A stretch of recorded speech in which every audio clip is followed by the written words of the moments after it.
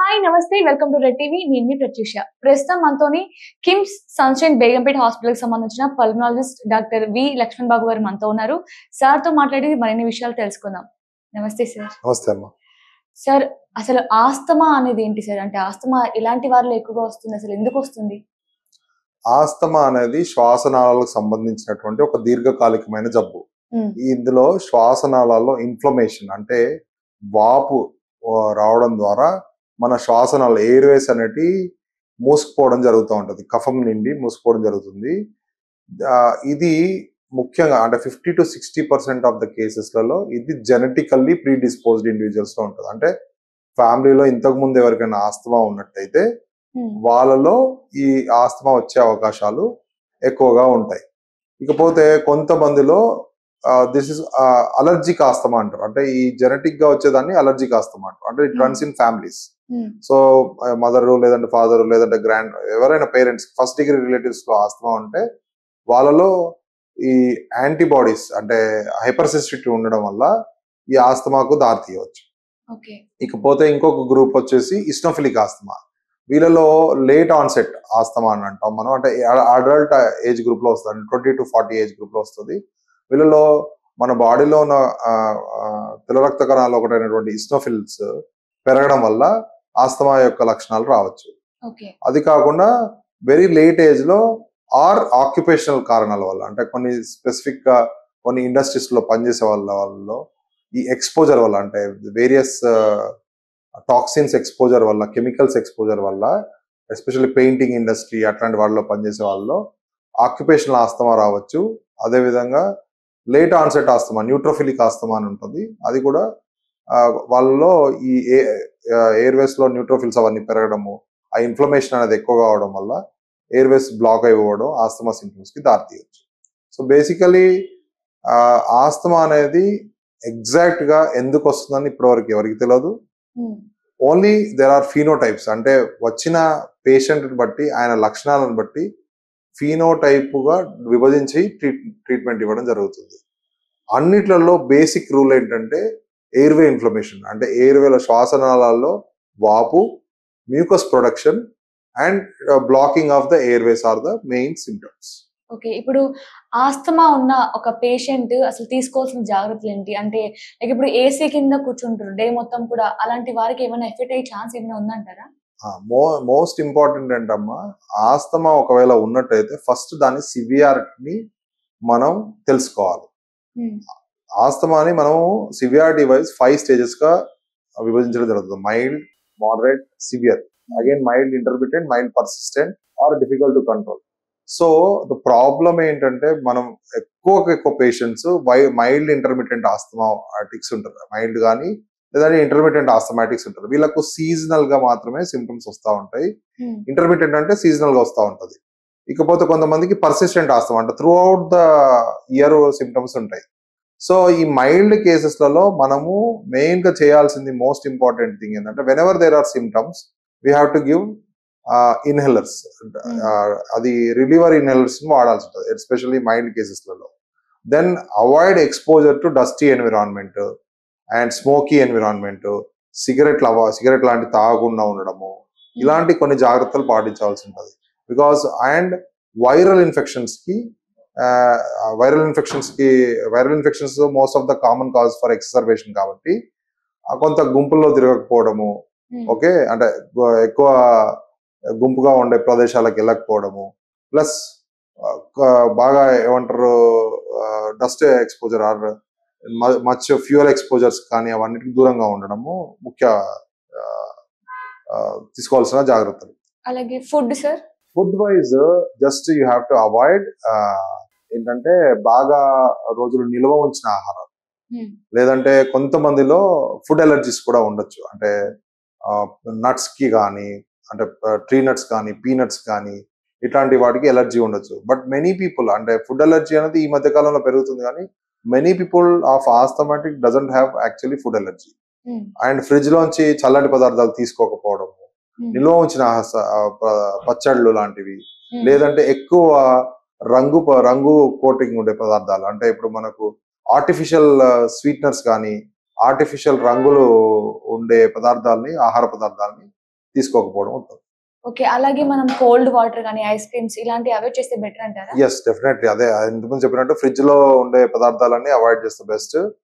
Specific గా food allergy ఉన్న వాళ్ళలో ఎక్కువ కూడా నట్స్ కి కానీ, కొంతమందికి soya, some children might have for milk also.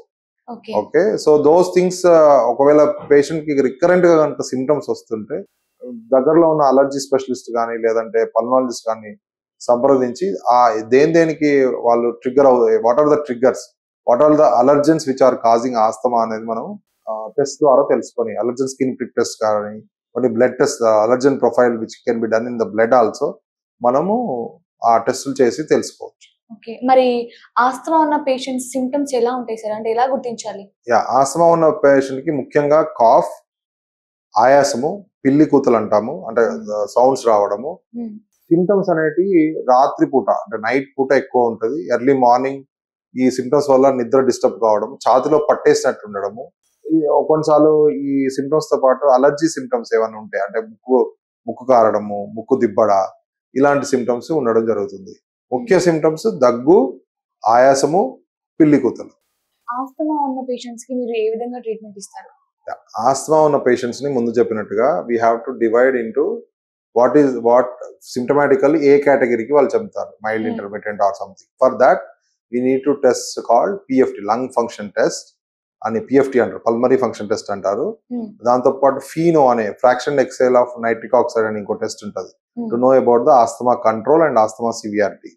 So these test ద్వారా వాళ్ళు ఏ స్టేజ్ లో ఉన్నారో మనం గుర్తించడం జరుగుతుంది. ఒకవేళ పర్సిస్టెంట్ సిమ్టమ్స్ ఉన్నట్టయితే వాళ్ళకు ఇన్హేలర్ కార్టికోస్టిరాయిడ్స్, ఇన్హేలర్ రూపంలో కార్టికోస్టిరాయిడ్స్ ని ఇవ్వడం జరుగుతుంది. చాలా మందికి ఉన్న అపోహ ఏంటంటే ఇన్హేలర్స్ వాడితే అలవాటు అయిపోతుంది, ఇన్హేలర్స్ వల్ల ఏదో కాంప్లికేషన్స్ ఉంటాయని. కానీ ఇన్హేలర్స్ అనేది ఆ సిమ్టమ్స్ ఉన్న వాళ్ళలో చాలా అత్యవసరము అండ్ కాంప్లికేషన్స్ చాలా చాలా తక్కువ. ఎందుకంటే డ్రగ్ చాలా తక్కువ డోసులో అంటే మైక్రోగ్రామ్ డోసులలో లంగ్ కి డెలివరీ చేయడం పడుతుంది కాబట్టి అది ఆస్తమాని కంట్రోల్ చేయడానికి చాలా ఉత్తమమైనది. సో ఇన్హేలర్స్ అనేది రెగ్యులర్ గా వాడుకోవాలి. All ఆస్థమాటిక్స్ especially from moderate to severe cases అన్ని కూడా రెగ్యులర్ గా ఇన్హేలర్స్, కార్టికోస్టిరాయిడ్ ఇన్హేలర్ వాడాలి. అది ఇన్ఫ్లమేషన్ కంట్రోల్లో ఉండడానికి అదొకటే మెయిన్ మార్గం. ఒకవేళ సివియర్ కేసెస్లలో ఒక్కొక్కసారి మనం ఇన్హేలర్స్ తో పాటు ఇతరత్ర టాబ్లెట్స్ కానీ లేదంటే ఒక్కొక్కసారి స్పెషల్ బయాలజికల్స్ ఇంజెక్షన్స్ కానీ ఇవ్వడం జరుగుతుంది. వెరాజ్ మైల్డ్ ఇంటర్మీడియట్ కేసెస్ లో ఇన్హేలర్స్ అనేది SOS అంటే అవసరం పడ్డప్పుడు వాడుకోమని చెప్తాం. ఓకే సార్, మెయిన్ గా సిఓపిడికి అలాగే మనకి ఆస్తమాకి మధ్య డిఫరెన్స్ ఏంటి? అసలు ఈ రెండింటి మధ్య డిఫరెన్స్ ఎలా గుర్తించాలి? చాలా మంచి క్వశ్చన్ అడిగారమ్మా. ఆస్తమా అనేది చిన్న పిల్లల దగ్గర నుంచి ఎవరికైనా రావచ్చు. అండ్ ఆస్తమా అనేది మనము there might be time where you may not be having symptoms. అంటే ఆస్తమా అనేది ఒక విధంగా చెప్పాలంటే రివర్సిబుల్. అర్థమైంది కదండి. ఆస్తమా అనేది మనం ఇన్హేలర్ వాడడం ద్వారా లంగ్ ఫంక్షన్ ని నార్మల్ కి తీసుకురావచ్చు. So it is a reversible condition. Okay, COPD అనేది క్రానిక్ అబ్స్ట్రక్టివ్ పల్మనరీ డిసీజ్. ఇది యూజువల్ గా 40 పైబడిన వాళ్ళలో వస్తుంది, 40 ఏళ్ళు పైబడిన వాళ్ళలో వస్తుంది. ముఖ్యంగా దీనికి కారణం ఇండియాలో ఏంటంటే స్మోకింగ్ లేదంటే biomass fuel exposure or childhood నుంచి chronic infections. These are the main కారణాలు. సో ఇది ప్రోగ్రెసివ్ డిసీజ్. అంటే ఒకసారి సిఓపిడి స్టార్ట్ అవుతుందంటే అది లంగ్ ఫంక్షన్ అనేది డిక్లైన్ అవుతూనే ఉంటుంది, జబ్బు అనేది ప్రోగ్రెస్ అవుతూనే ఉంటుంది. లంగ్ ఫంక్షన్ వెనక్కి రావడం అనేది జరగదు దీంట్లో.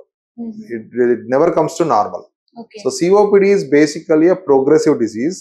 ఆస్తమా అనేది సిమిలర్ సిమ్టమ్స్ ఉంటాయి కానీ it's a reversible. Lung function can be normal. So COPD is more serious disease. Understood. Then second thing ఏంటంటే దీంట్లో కూడా మనం మెయిన్ గా ఇక్కడ డ్యామేజ్ ఏదైతే ఎయిర్వేస్ డ్యామేజ్ ఉందో that is in COPD is permanent. So ముఖ్యంగా చిన్న శ్వాసనాళాలు ఎక్కువ అఫెక్ట్ అవుతాయి. దెన్ దాని తర్వాత mid size and large Airways also can be affected. So main గా డిఫరెన్స్ ఏంటంటే ట్రీట్మెంట్ లో సిఓపిడి పేషెంట్స్ కి ముందు చెప్పినట్టు మైల్డ్ ఇంటర్మీడియట్ ఆస్తమా లాగా SOS ఇన్హేలర్ కాదు.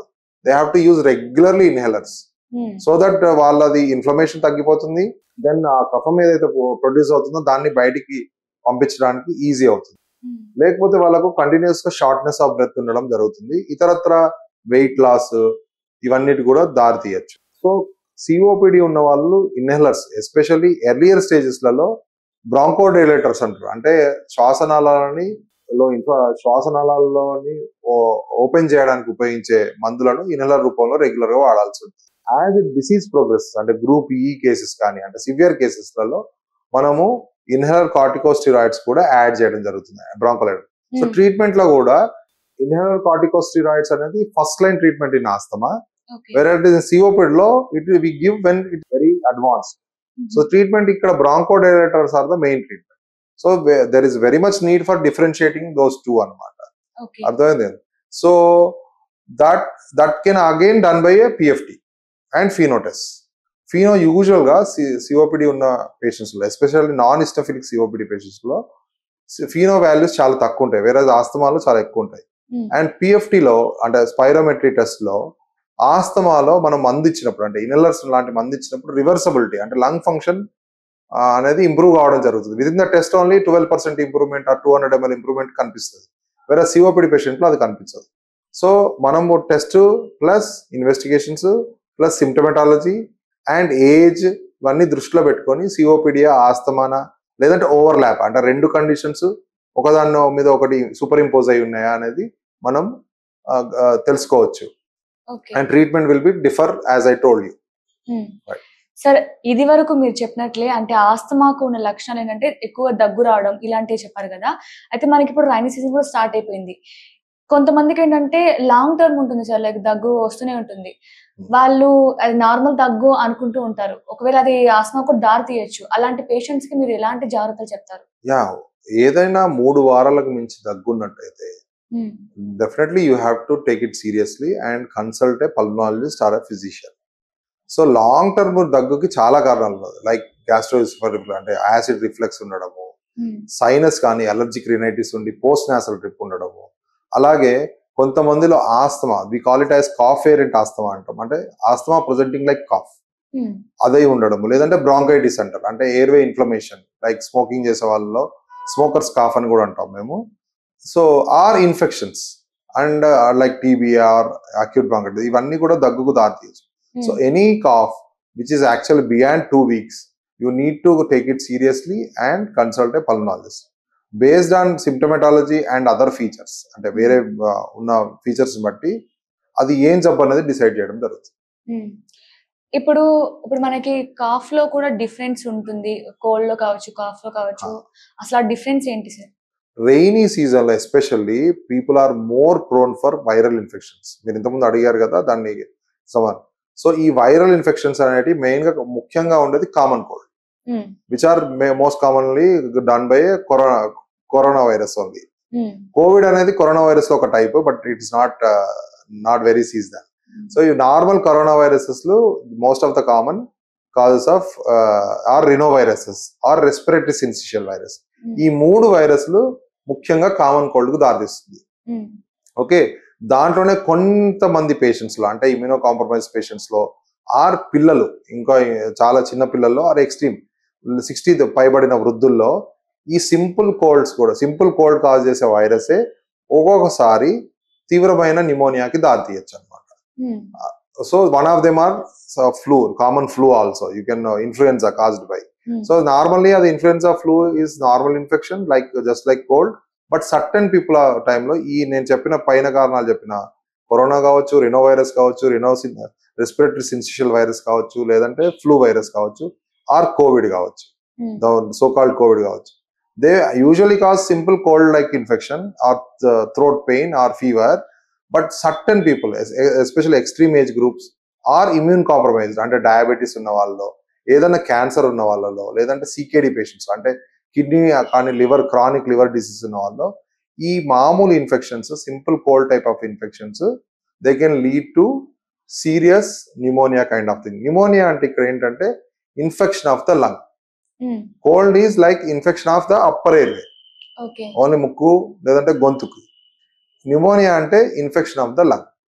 ఇన్ఫెక్షన్ ఆఫ్ ద లంగ్ వచ్చినప్పుడు if it is very severe అంటే 2 lungs ఇన్వాల్వ్ కావడం కానీ ఒక లంగ్ లో మేజర్ పార్ట్ ఇన్వాల్వ్ కావడం అయినప్పుడు కానీ ఆ ఇన్ఫెక్షన్ వల్ల సెప్సిస్ రావచ్చు. అంటే ఇన్ఫెక్షన్ అనేది బాడీలోకి స్ప్రెడ్ అయ్యి రక్తం ద్వారా స్ప్రెడ్ అయ్యి సీరియస్ కాంప్లికేషన్స్ రావచ్చు. Some times it may also lead to respiratory failure, అంటే ఆక్సిజన్ అందకపోవడము, వెంటిలేటర్ పెట్టాల్సి రావచ్చు. సో వీటిని ఎర్లీగా గుర్తించాల్సి వస్తుంది. దానికి అంటే ఫీవర్ పర్సిస్టెంట్ గా ఉండడము, కాఫ్ విత్ ఎల్లో కలర్డ్ స్ఫుటం ఉండడము, లేదంటే రక్తం పడడము తెమడలో, లేదంటే ఆయాసం ఉండడము, ఇలాంటి లక్షణాలు ఉన్నట్టయితే that means it is most likely causing A pneumonia. ఈ లక్షణాలు అంటే పర్సిస్టెంట్ హై గ్రేడ్ ఫీవర్ ఉండడం, ఈ లక్షణాలు కనుక మీకు ఉన్నట్టయితే definitely you have to go to nearest pulmonologist or physician to see what whether pneumonia is there or not. So మిగతా పేషెంట్స్ లో it is just if it is a viral infection just paracetamol is enough and symptomatic treatment some antihistamines are enough. If it is a bacterial infection where cough and yellow colored sputum కనుక ఉన్నట్టయితే we might have to use some antibiotics on oral basis. So a majority of the patients, 70 to 80%, doesn't require more than that. But about 20 to 30% of patients, the infection might lead to pneumonia, where you need a hospitalization and IV antibiotics and other care like oxygen support, ventilator and all those things. So A patients ని మనం ఇలా తీసుకోవాలంటే as I told you extreme age groups, below 5 years or 60 above, or patients who are having diabetes like immunocompromised conditions. వీళ్ళలో cough కనుక ఒక fever కనుక ఒక 3 నుంచి 5 రోజులకు పైబడి ఉన్నట్టయితే మీరు డెఫినెట్ గా you need to see a physician or pulmonologist and take proper treatment. Diagnosis by x-ray, blood test, CBC లాంటి టెస్ట్ చేస్తాం, x-rays, sometimes you might require a CT scan also.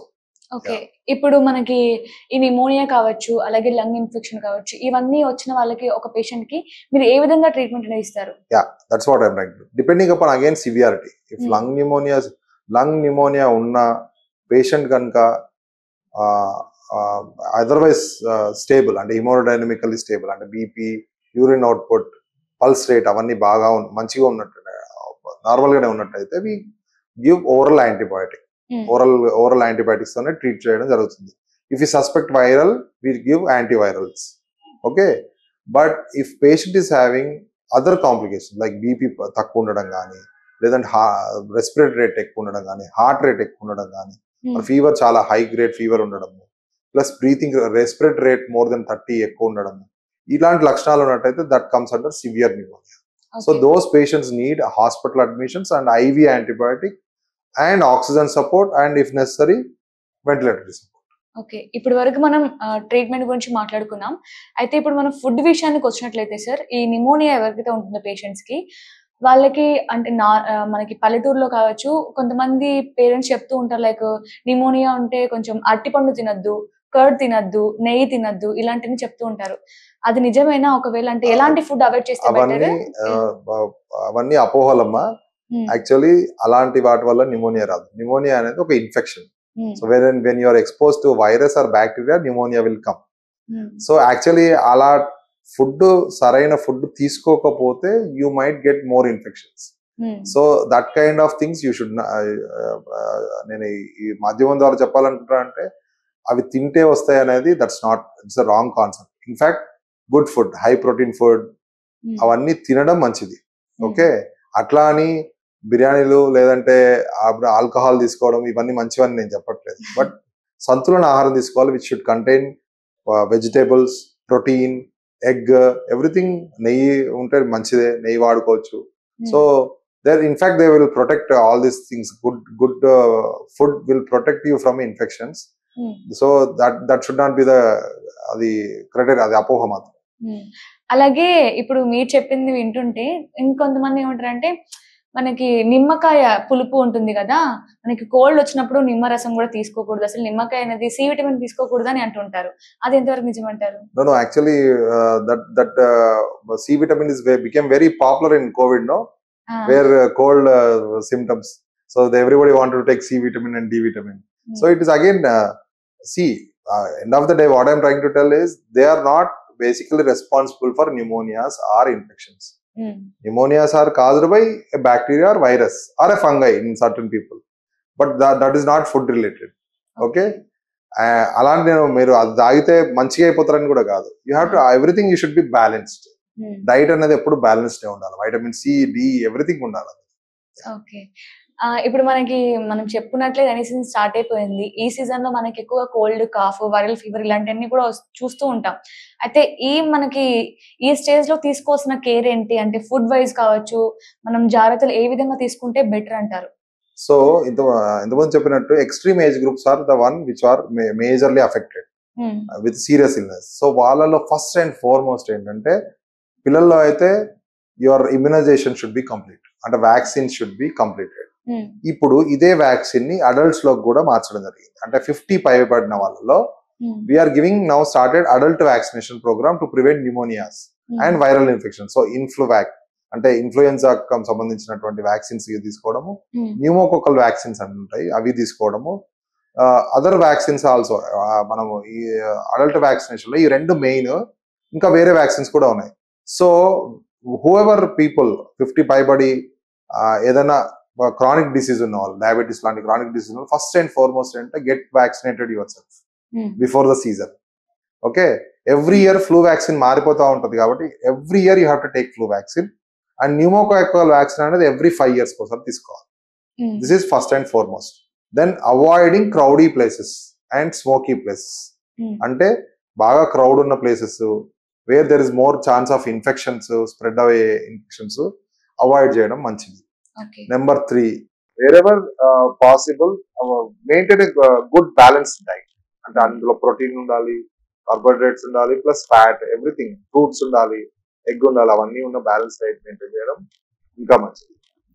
ఇంకా పోతే ఇవి కాకుండా మీరు ఏదైనా డిసీజ్ ఉంటే దానికి సంబంధించిన మెడిసిన్స్ రెగ్యులర్ వాడాలి. సపోజ్ డయాబెటీస్, బీపీ అట్లాంటివి ఉన్నట్టయితే బట్ రెగ్యులర్ మెడిసిన్స్ చాలా జాగ్రత్తగా వాడుతూ, ఆస్తమా ఉన్నట్టయితే ఇన్హేలర్స్ వాడుతూ మీ ఉన్న డిసీజ్ ని కంట్రోల్లో పెట్టుకోవాలి. That is another thing. So these are the main things which you have to look at. Okay sir, final గా ఇప్పుడు నార్మల్ గా ఆస్తమా కావచ్చు, మనకి న్యూమోనియా కావచ్చు, నార్మల్ పేషెంట్స్ కి ఒక లెక్క ఉంటుంది అని వింటున్నాం. అలాగే ఆల్కహాల్, సిగరెట్ ఇవన్నీ తీసుకున్న వాళ్ళకి వేరే విధంగా ఉంటుంది. ఈ రెండు పేషెంట్స్ కి మీరు ఏ విధంగా ట్రీట్మెంట్ ఇస్తారు? యా, అనదర్ గుడ్ క్వశ్చన్ అమ్మా. ఎందుకంటే I just forget about those what should be done అనే దాంట్లో ఆల్కహాల్ స్మోకింగ్ మర్చిపోయాను. మీరు సరిగ్గా గుర్తు చేశారు. సో ఆల్కహాల్ తీసుకుంటే మీకు సివియర్ న్యూమోనియా వచ్చే అవకాశం చాలా ఎక్కువ. ఇట్ ఈస్ లైక్ ఇప్పుడు డయాబెటీస్ లాగా ఎట్లయితే చెప్తున్నానో, డయాబెటీస్ అనేది ఎట్లయితే ఉన్నదో, so alcohol also leads to such kind of లో ఇమ్యూనిటీ. అండ్ ఆల్కహాల్ ఎక్కువ తీసుకునే వాళ్ళలో ఈ ఆస్పిరేషన్ అంటే వాళ్ళకు ఈ సిస్టమ్ ఏదైతే మనము మింగడము, మన ఈ సిస్టమ్స్ దెబ్బతినడం వల్ల ఒకసారి వాళ్ళకు ఫుడ్ కంటెంట్ ఆస్పిరేషన్ కావడం జరుగుతుంది లంగ్స్ లో. That can lead to pneumonia. Alcohol తీసుకునే వాళ్ళలో క్లెబ్సియలా అనే ఒక gram negative infections is more common. So alcohol ఒకవేళ హ్యాబిట్ ఉన్నట్టయితే ఒక్కసారి మీకు జీవితంలో న్యూమోనియా వచ్చినా దాన్ని ఆపేసి, రైట్, అండ్ దాన్ని అలవాటు చేసుకోకపోవడం చాలా మంచిది. Again smoking, like I said, smoking will damage every organ of your body, including